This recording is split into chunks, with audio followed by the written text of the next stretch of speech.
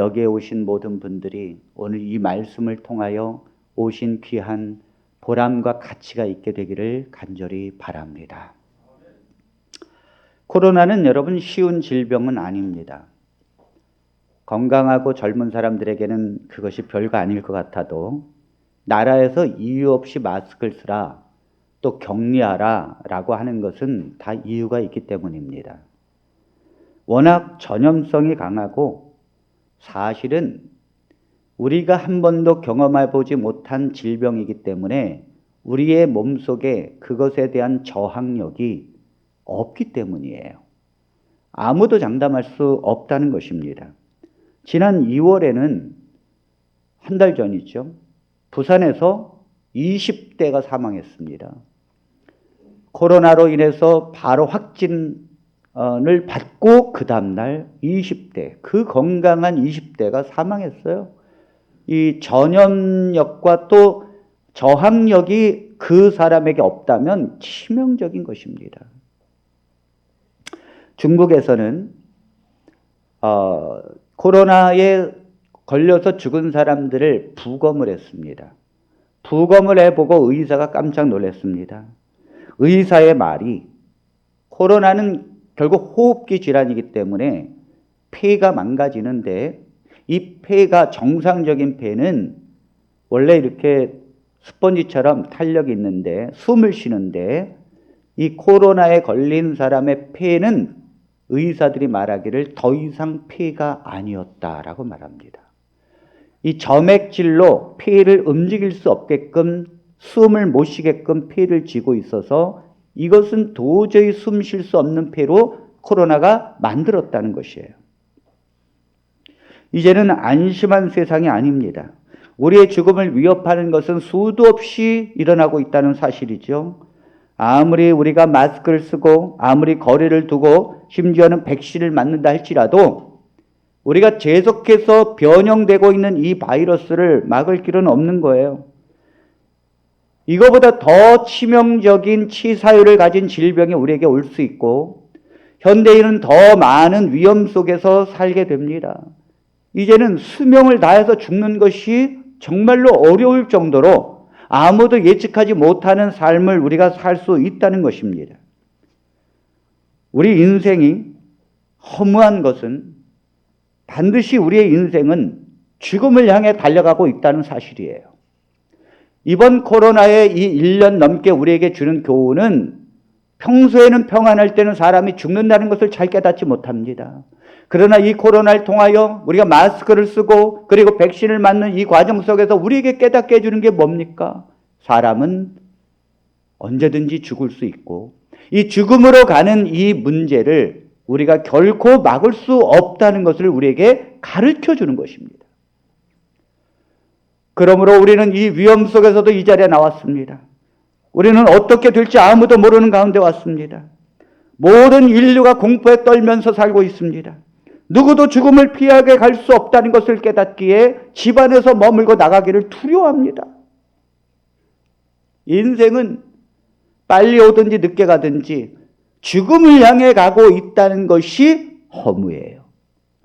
사람은 살면서 희망이 있어야 사는데 사람은 시간이 더 가면서 우리에게 뭔가 희망적인 것이 있어야 되는데 우리의 최종적인 목표는 무엇입니까? 죽음입니다. 아무도 막을 수 없는 늙고 병들고 결국은 죽어가는 거. 이제는 젊은이들도 예측할 수 없는 이 코로나 때문에 언제든지 젊은이들도 죽을 수 있다는 거죠. 그러므로 인생은 허무한 것입니다. 사람이 만물의 영장이라고 말합니다.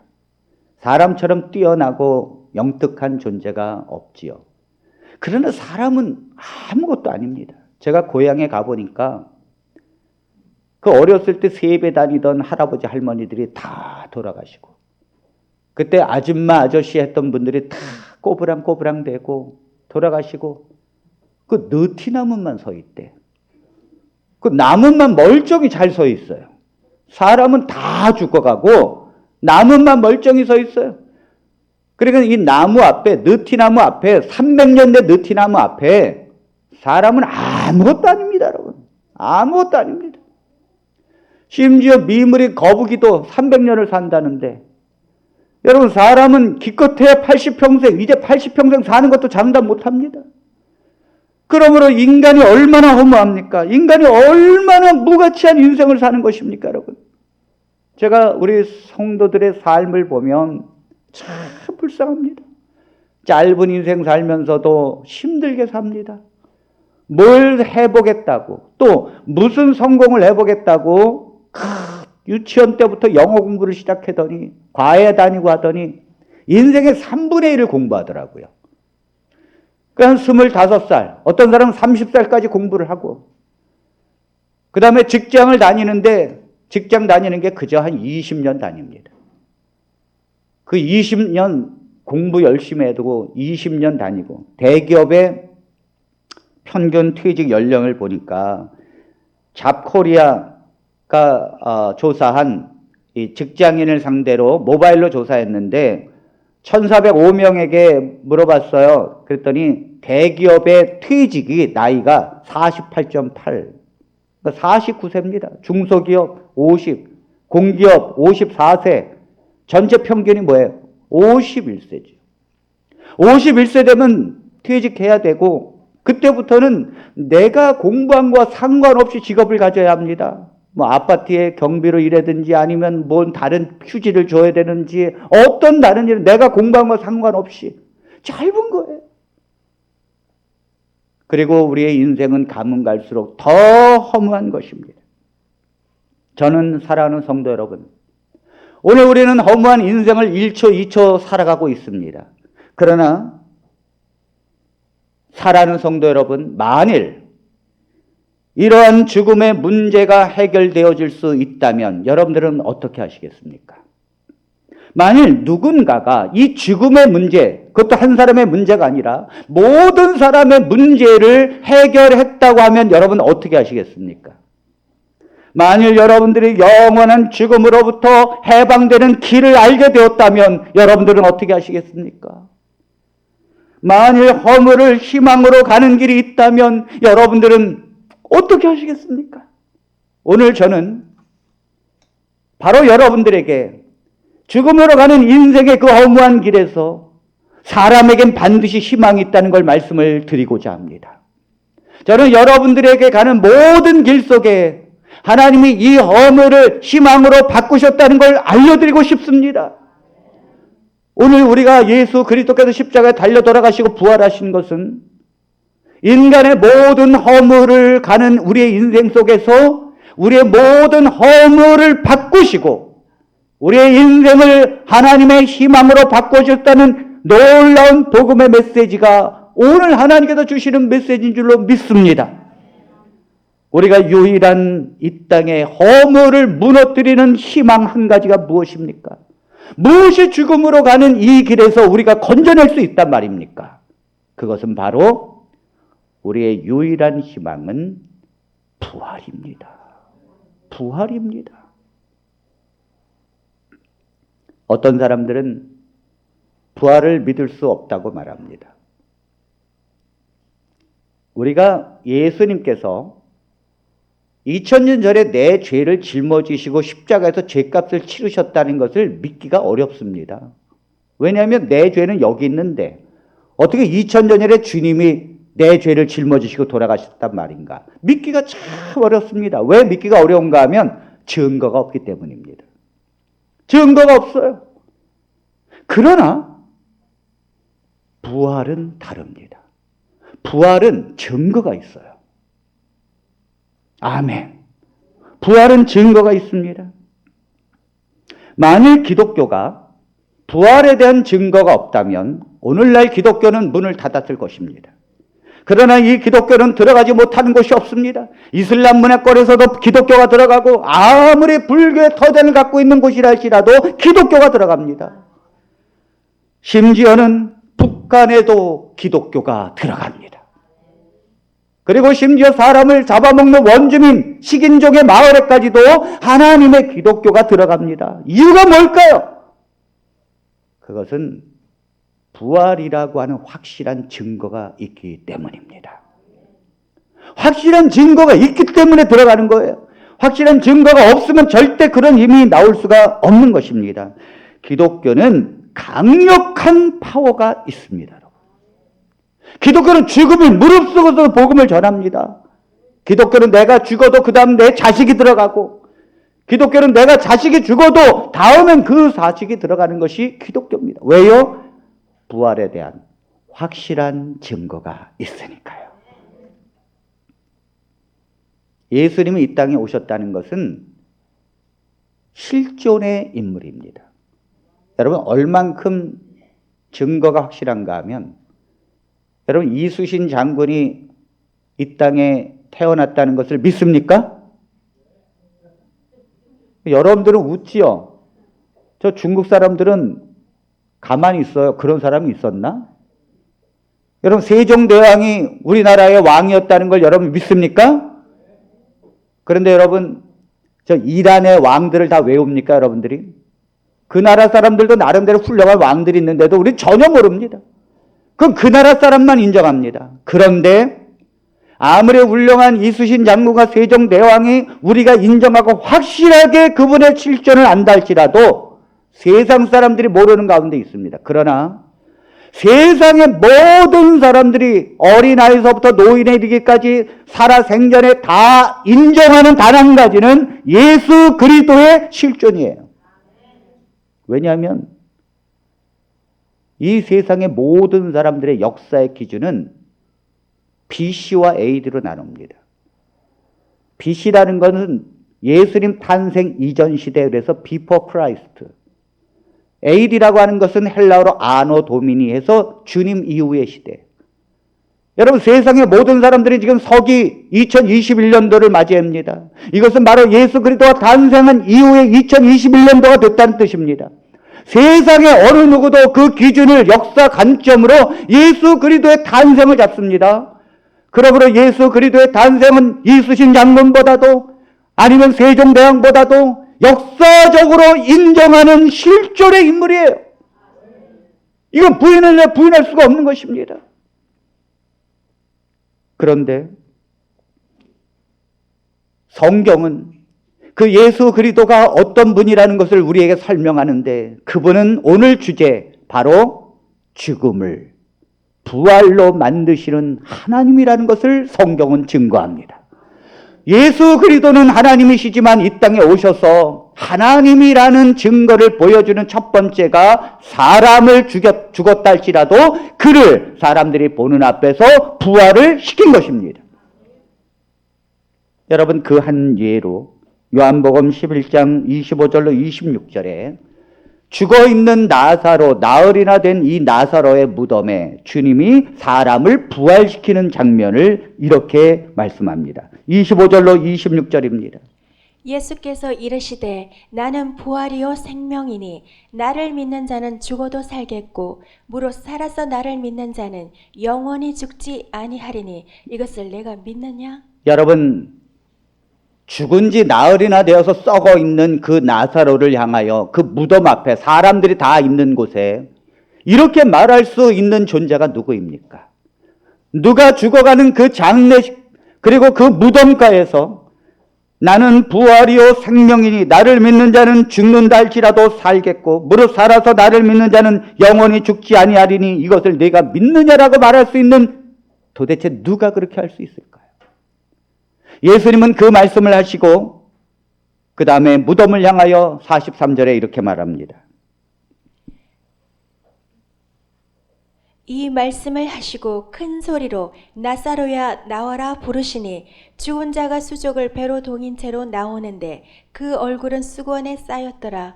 예수께서 이르시되 풀어놓아 다니게 하라 하시니라. 여러분, 이것 때문에 유대인들은 난리가 났습니다.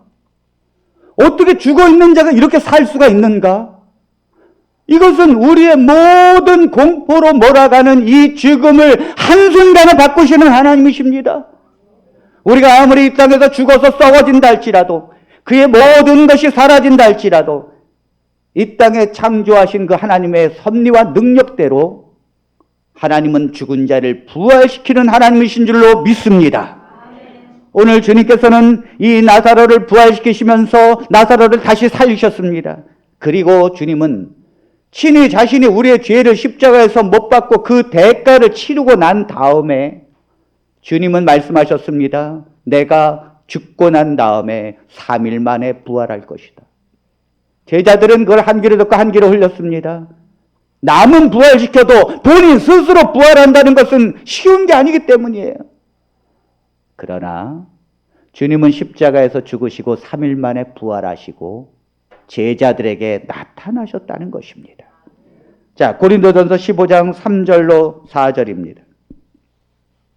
내가 받은 것을 먼저 너희에게 전하였노니 이는 성경대로 그리스도께서 우리 죄를 위하여 죽으시고 장사 지낸 바 되셨다가 성경대로 사흘 만에 다시 살아나사. 성경은 장차 하나님이 이 땅에 육신으로 인간으로 오셔서 우리의 죄를 위하여, 여러분 죄 때문에 죽는 거거든요. 그 죄에 대한 대가로 주님이 십자가에서 죽겠다고 예언하셨고 성경대로 예수님은 3일 만에 부활하겠다고 약속하셨고 결국은 부활했다는 것이에요. 그리고 제자들에게 보였다는 것입니다. 여러분, 혼자 부활했다면 누가 믿겠습니까? 그런데 부활한 모습을 십자가에서 죽는 걸 분명히 봤는데, 무덤으로 들어가는 걸 분명히 봤는데 그 부활의 모습을 제자들에게 나타나셨다는 거예요. 5절로 있는 말씀을 보겠습니다. 게바에게 보이시고 후에 12 제자에게와 그 후에 500여 형제에게 일시에 보이셨나니 그 중에 지금까지 대다수는 살아있고 어떤 사람은 잠들었으며 그 후에 야고보에게 보이셨으며 그 후에 모든 사도에게와 맨 나중에 만삭되지 못하여 난 자와 같은 내게도 보이셨느니라. 여러분들이 제가 여러분들 앞에서 죽게 되면, 그리고 제가 장례를 치르고 무덤에 들어가게 되면 여러분들은 슬퍼할 것입니다.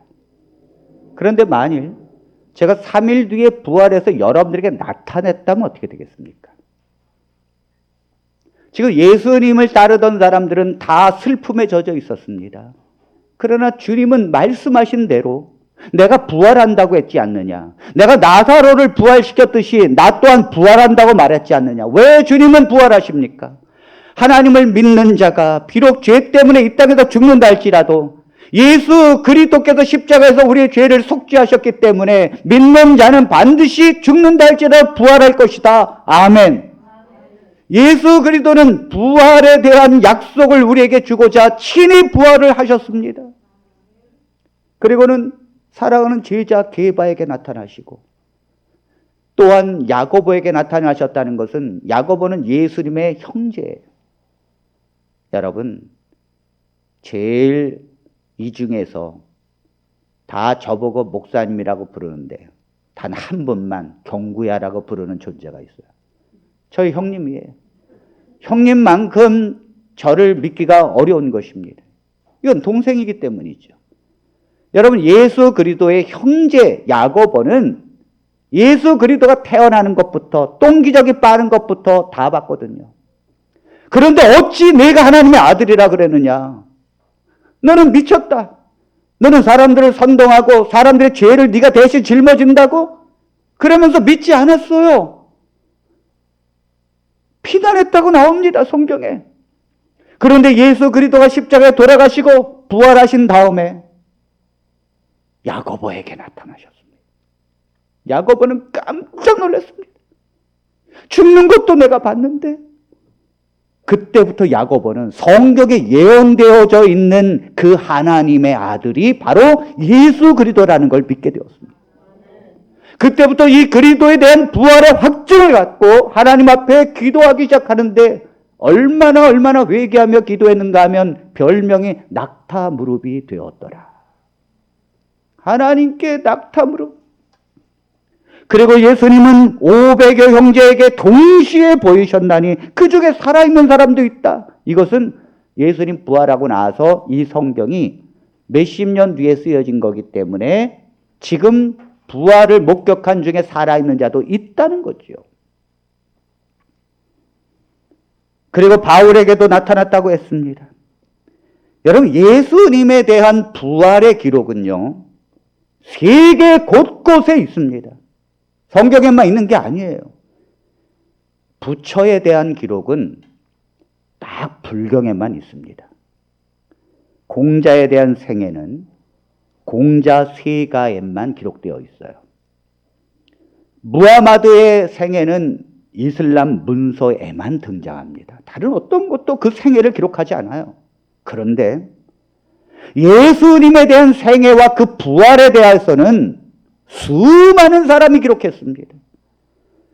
유대인 역사가 요세푸스도 예수 그리스도의 부활을 기록했고, 로마의 역사가인, 이 사람은 하나님을 믿는 사람이 아닙니다. 그런데도 로마의 역사가인 타키투스라고 하는 사람, 로마의 지방총독 플리니, 루기안, 이런 사람들은요, 예수 그리스도의 부활에 대하여 상세하게 기록합니다. 그 당시의 역사적 사건이니까. 또 하나는 바빌론의 탈무드에도 그리스도의 부활을 증거합니다. 이처럼 신약 성경이 아니더라도 이 세상의 기록들 속에서 수없이 예수 그리스도의 부활을 참이었다, 그건 진실이었다라고 증거하고 있습니다. 역사적 예수의 권위자인 게리 하버마스 박사에 의하면 예수님의 부활에 대한 이야기는 고대 자료에만 45군데가 정확하게 나오고, 비그리스도인들, 하나님을 믿지 않는 순수한 역사가들에 의해서도 예수 그리스도의 부활은 생생하게 증거하고 있는데 17곳이나 정확하게 나온다. 그러므로 예수 그리스도의 부활, 예수 그리스도의 실존을 의심한다는 건 어리석은 것입니다. 그건 마치 이수신 장군의 실존과 그리고 임진왜란과 그의 모든 기록들을 의심하는 것이 차라리 더 쉽습니다. 오늘 살아가는 젊은이들이요, 여러분들의 삶은 허무한 것으로 달려갈 것입니다. 그러나 오늘 주님께서 우리에게 말씀하십니다. 오늘 부활절이라는 건 내가 친히 이 땅에서 너희들의 죄를 십자가에서 달려서 죽고 부활했느니라. 아멘. 그러므로 당신도 비록 이 땅에서 죽는다 할지라도 예수 안에서 다시 부활할 것을 확신하라. 하나님은 이 말씀을 우리에게 주시고자 약속하셨습니다. 여러분, 신약 성경은 예수 그리스도를 부활을 목격한 자들에 의해서 쓰여진 것입니다. 이 성경의 신약 성경은 그리스도를 부활을 목격한 자들에 의해서 쓰여진 거예요. 그런데 여러분, 이 사람들의 말을 믿을 수 있겠습니까? 저는 못 믿겠어요. 왜냐하면 아니 내가 안 봤는데 그 자기네들이 봤다고 하면서 쓴 걸 어떻게 믿습니까? 그런데 믿을 수 있는 길이 한 가지가 있습니다. 그 사람들의 말을 믿는 게 아니라 부활을 정말 믿는 사람이라면 죽음 앞에서 증거를 보입니다. 아멘입니까? 진짜 부활을 믿는 사람이라면 죽음 앞에서 증거를 보여요. 부활을 안 믿는 사람은 죽음 앞에서 어떻게 사는가? 여러분, 1883년 독일의 칼 마르크스, 이 사람은 공산주의를 세운 사람 아닙니까? 무신론자. 그러므로 이 사람은 부활을 안 믿지요. 하나님을 안 믿는 사람입니다. 그러나 그가 죽을 때, 그 죽음을 앞두고 떨고 있을 때 그 하녀가 와서 말하기를, 저에게 혹시 마지막이라도 해줄 말이 없습니까? 유언이 뭡니까? 그랬더니 이 칼 마르크스는 시끄럽다! 나가라! 내가 지금 이 죽어가는 이곳에 지금 무슨 유언이 필요했냐 이거죠. 그 두 마디 하고 세상을 떠났어요. 희망이 없는 거죠. 공산주의를 일으켰다고 수없이 했지만은 죽음 앞에서는 희망이 없는 거예요. 그리고 유명한 무신론자이면서 세계를 정복한 나폴레옹. 그 나폴레옹은 세계를 정복하고 수많은 나라를 정복하면서 명예를 얻었지만은 결국 그는 젊은 나이에 세상을 떠납니다. 병에 걸려서. 그 죽음 앞에서 그는 이렇게 고백합니다. 나는 정말 불행했다. 프랑스 군대여 만세, 조세핀. 참, 얼마나 여러분 절규와 불행한 죽음입니까? 우리나라에 임진왜란을 일으켰던 일본의 도요토미 히데요시가 전쟁을 패하고 난 다음에 62세의 생을 마감하게 되는데 그의 남긴 말은 유명한 회고록에 남겨져 있습니다. 뭐라고 하면서 죽었는가 하면 이슬처럼 떨어졌다가 이슬처럼 사라지는 게 인생이론가? 세상만사 일장 충몽이로세. 이것이 허무한 인생을 마치는 사람들의 고백입니다, 여러분. 모든 사람들은 죽음에 이르는 그 가운데 부활을 믿지 않는 사람들은 당연히 허무와 죽음 속으로 가는 인생의 두려움 가운데 세상을 마치게 되는 것이죠. 그러나 예수 그리스도의 부활을 믿는 자, 내가 예수 그리스도를 부활을 믿고 내가 심지어 죽는다 할지라도 주님은 나를 다시 부활시킬 것을 믿는 하나님의 백성들은 다릅니다. 아멘. 다릅니다. 부활을 믿는 거와 믿지 않는 거의 차이는 죽음 앞에서의 죽음의 태도에서 달려 있어요. 예수 그리스도를 부활한 걸 직접 목격한 제자들은 죽음 앞에서 당당했습니다. 그 사자 앞에서도 예수 그리스도를 부인하지 않았습니다. 화영대 위에서도 할렐루야 찬양하면서 세상을 떠납니다. 심지어는 사형수들이 사형을 당할 때에도 예수 그리스도께서 우리를 사랑하시고 예수 그리스도께서 우리를 부활시킨다는 확신을 갖고 죽는 사형수들은 얼굴이 다 편안한 가운데 예수 그리스도께서 나를 부활시켜 줄 걸 믿는다고 하면서 죽습니다. 존 웨슬리는 88세까지 복음을 전하다가 세상을 떠나는데 그의 마지막 말은 이것이었습니다. 모든 것 중에 가장 좋은 것은 하나님이 우리와 함께 하신다는 사실입니다. 하고 떠났어요. 아멘. 아멘. 복음을 전하던 미국의 무디 목사님은 나는 죽는 것이 아니라 더 높은 것으로 이제 갑니다. 하고 떠났습니다. 부활을 믿는 것은 여러분 죽음의 태도에서 전혀 달라져요. 여러분들은 내 삶은 저주고 허무했다라고 죽기를 원하십니까? 아니면 하나님이 나와 함께 하시고 나는 이제 저 높은 하나님의 세계로 들어간다라고 하면서 이 세상을 떠나겠습니까? 베르나노스는 하나님을 믿는 유명한 사람인데 그는 그 자기의 묘비에다가 친히 죽기 직전에 묘비를 새겼어요. 글자를. 뭐라고 그랬는가 하면 이 사람은 이 귀머거리였거든요. 그 뭐라고 새겼는가 하면 마지막 심판의 날 천사들께서 나팔을 아주 크게 불러주시기를 바랍니다.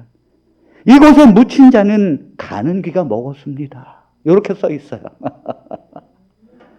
나는 좀 크게 불러줘야 돼요. 난 가는 귀가 먹었으니까 그 나팔 소리가 울릴 때 주님 이 땅에 오실 때 부활해서 우리가 썩지 아니할 몸으로 영원히 산다는 이 놀라운 은혜 속에 내가 일어나게 되기를 바랍니다. 우리나라의 유명한 여성 지도자였던 하나님을 믿는 김활란 박사라는 분은 자기의 죽음에 이렇게 유언합니다. 내가 죽었다고 장성곡을 부르지 말고 승리의 행진곡을 불러주십시오. 아멘. 여러분 인생의 죽음으로 가는 길은 실패한 것이 아니라 내가 예수 그리스도를 믿고 부활의 소망을 얻고 내가 죽음도 두려워하지 않는 이 믿음으로 사는 것은 인생의 최고의 성공인 거죠. 그러므로 내가 죽음은 곧 하나님의 놀라운 부활의 약속을 갖고 가는 것이니 이것이 얼마나 기쁜 일인가.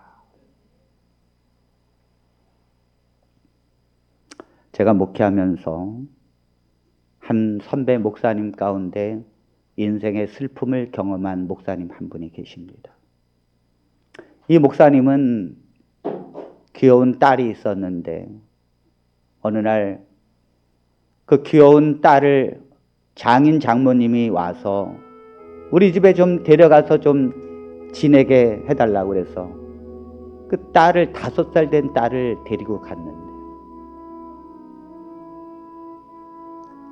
그날 양평에서 그만 이 장인 장모집에 강도가 들은 것입니다. 그 강도는 그 집에 있었던 4명을 다 죽이고 마지막으로 이 목사님의 딸 서연이 5살 된 딸을 산매장시키는데 그 무덤 속에서도 살려달라고 살려달라고 외치는 이 어린 서연이를 그들은 무참하게 산매장시켜버렸어요.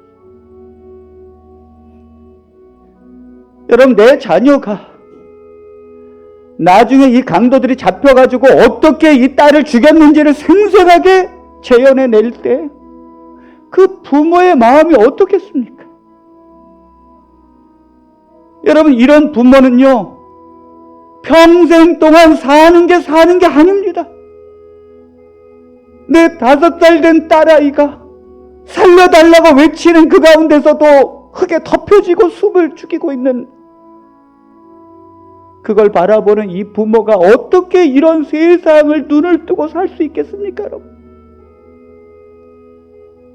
이 목사님이 이런 세상에서 희망이 뭡니까? 도대체 이 목사님이 살아갈 이유가 뭡니까? 그것은 바로 내 딸이 예수 그리스도 안에서 부활한다는 희망입니다. 만약 이것이 아니라면 사는 게 의미가 없어요. 의미가 없어요. 목사님은 내 딸아이가 예수 그리스도를 믿기에 부활할 것을 믿습니다. 우리는 그리스도 안에서 주님께서 이 죽음을 바꾸셨습니다. 그러므로 나는 강도들을 용서합니다. 그리고 그들을 용서하셨습니다. 부활은 이렇게 강력한 힘이 있는 거예요. 여러분들의 인생에서 가장 귀한 것이 있다면 내 죽음을 바꿀 수 있는 예수 그리스도를 믿는 것입니다. 수많은 사람들이 부활할 것이고 영생을 얻게 될 것입니다. 이것만큼 귀한 것이 어디 있습니까? 이 땅에 수많은 죽음이 있고 제 어머니도 제가 중학교 1학년 때 교통사고로 한순간에 돌아가셨습니다. 제가 그 무덤 앞에서 엉엉 우는데 목사님이 제 등을 두들겨 주면서 너의 어머니는 반드시 부활할 것이다. 그 말에 제가 용기를 얻게 되었습니다. 우리 사랑하는 성도 여러분, 오늘 여러분들에게는 허무의 인생을 끝낼 수 있는 유일한 희망이 부활이라는 사실을 깨달았습니다. 오늘 예수 그리스도를 인하여 감사하고 오늘 부활절은 그리스도께서 부활하셨고 내가 너희도 부활시킬 것이다 라는 걸 약속해 주신 날입니다. 하나님께 영광을 돌리시게 되기를 바랍니다. 주님 앞에 내 믿음을 드리고 살아계신 하나님을 지금도 믿으며 어떠한 어려움과 고난이 온다 할지라도 부활의 확신 가운데 용기 있게 일어서기를 바랍니다. 여러분들의 삶이 너무도 힘들고 어렵다 할지라도 주님은 이미 여러분들의 삶을 영원한 생명으로 바꿔주셨어요.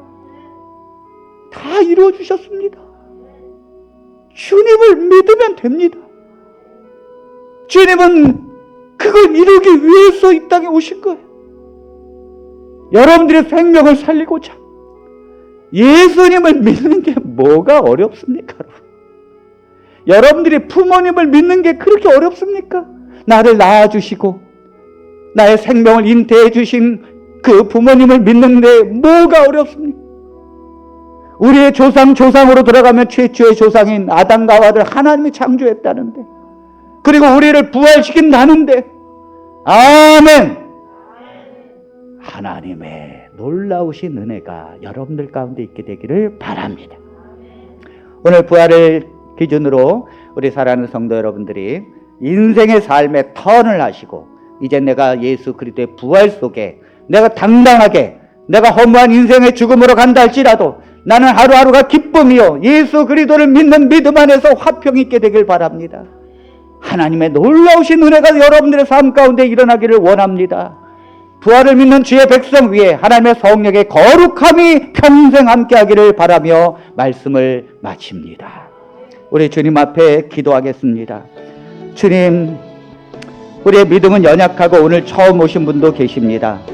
그러나 오늘 말씀을 우리가 들으면서 나의 부활을 위하여 십자가에 못 박히신 예수 그리스도, 그리고 예수 그리스도를 오늘 이 시간 내가 믿습니다. 주님, 나를 위해서 죽으신 예수 그리스도를 내가 믿습니다. 주여 부르면서 내가 예수 그리스도를 믿고 부활 가운데서 희망의 삶을 살 수 있도록, 이제 강건한 희망의 삶을 살 수 있도록 코로나 가운데서도 두렵고 떨는 것이 아니라 오히려 당당하게 내가 오늘 죽어도 부활의 소망이 있기에 주님을 붙듭니다 하면서 주의 이름을 부르며 기도합니다.